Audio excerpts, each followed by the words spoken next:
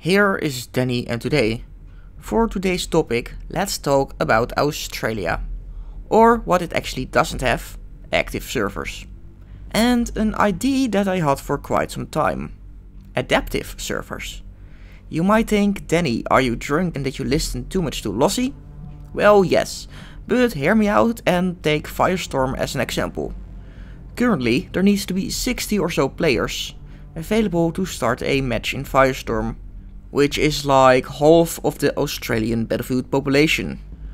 But now, for the adaptive part, if for example only 30 players are available, then the game will boot like normal, however it starts in the second or third circle. So the game's pace isn't completely compromised, since having 30 guys running around in an area intended for 64 doesn't help much for gameplay. But this can also be good for other game modes.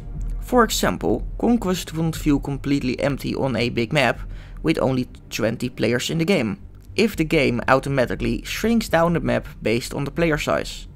Of course, it gets bigger the more people join, and it could also possibly limit the amount of vehicles in play, since in theory, on Panzerstorm for example, everyone could have his own tank. So what do you think? Should DICE spend their time investing in a adaptive out of bounds area based on the player count, or whatever you want to call it, which wouldn't just help the low player count regions, but also people starting a server, at least if RSP was a thing? Let me know down in the comments what you think. But that's all I got for now. Shout out to my Patreons on screen. This was Danny, and I see you on the battlefield.